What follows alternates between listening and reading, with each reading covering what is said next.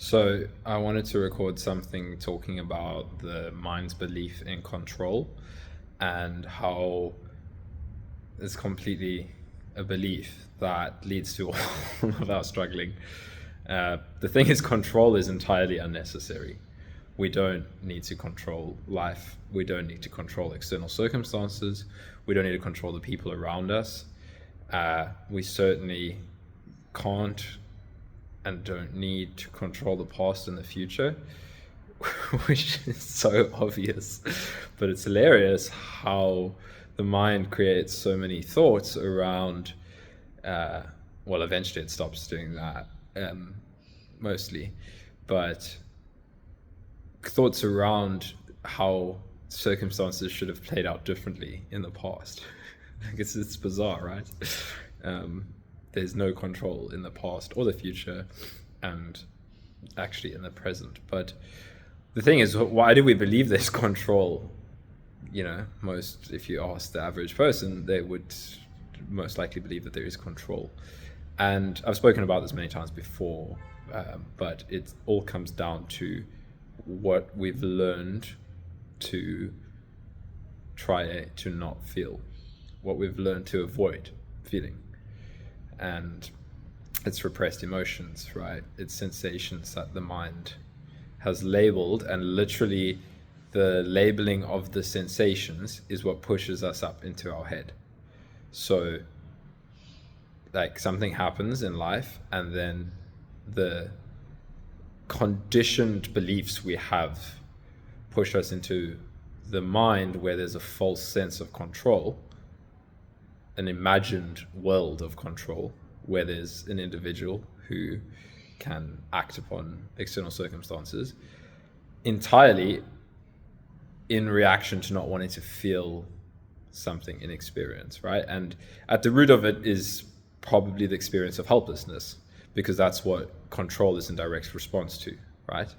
Once you have worked to the root of all of the things that you don't want to feel, and life will bring that to you. It's not some complicated thing you need to figure out. Everybody will find their own paths, right? That doesn't mean that, I know people that have done psychotherapy. I know people that have used psychedelics like myself, which have been very helpful for bringing repressed emotional material to the surface to be processed and creating a space for it to be processed in. I know people that have done somatic modalities, right? All of these modalities help us to get to the root of what it is that is pushing us into this illusory mental world where all of our suffering is happening, where the sufferer is created.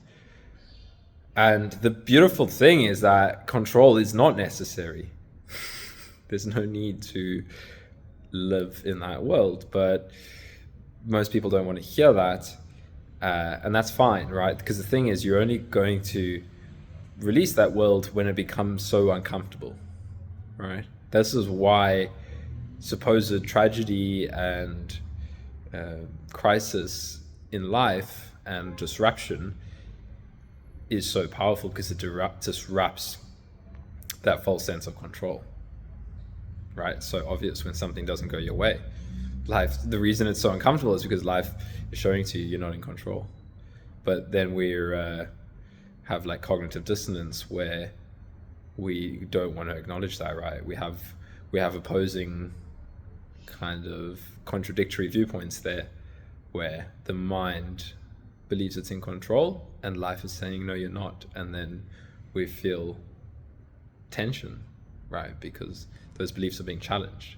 And you'll always feel tension when your beliefs are being challenged, right? You'll probably feel tension as I'm talking, because all beliefs around control are quite literally being challenged right now. But as I say, this is actually good news, because you don't need to control anything. But you will feel like you're controlling things, and that's fine, right? If it feels like you're controlling things, then you don't need to create like a false belief system that there's no free will, right? That's equally as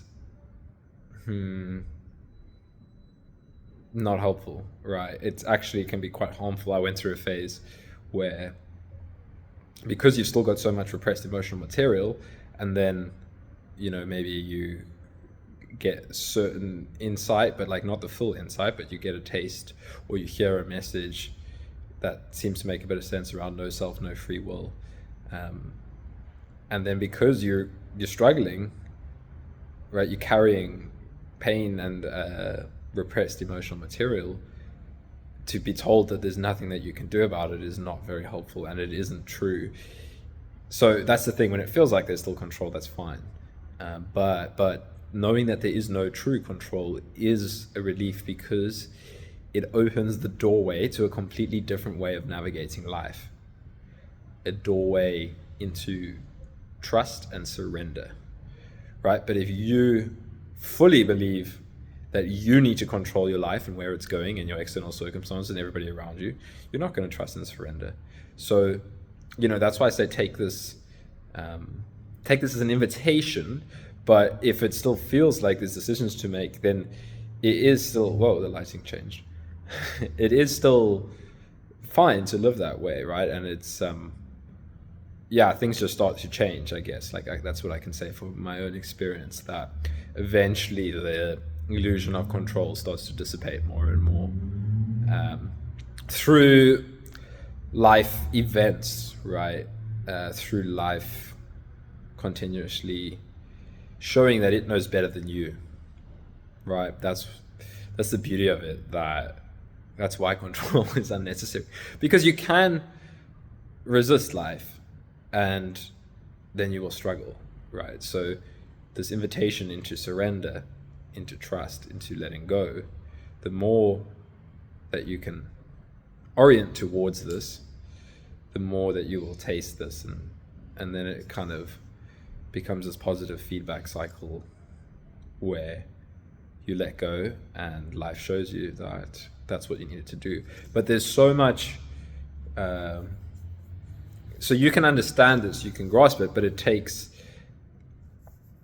like a continuous orienting to letting go and surrender, and the path unfolds. So I've known this for many years. Like, this realization became clear in me like 3 years ago or 2 years ago or something like that.